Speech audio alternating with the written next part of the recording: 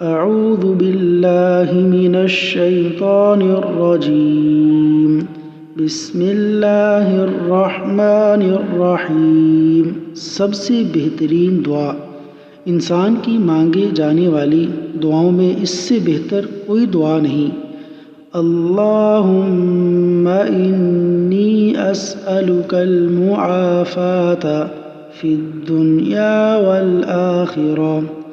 اللہم انی اسألک المعافاة فی الدنیا والآخرہ۔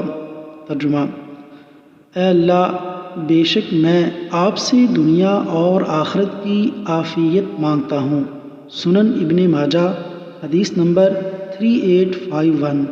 اللہ تبارک و تعالیٰ سے دعا ہے کہ اللہ تعالیٰ ہمیں دنیا اور آخرت کی بھلائیاں عطا فرمائے۔ آمین یا رب العالمین۔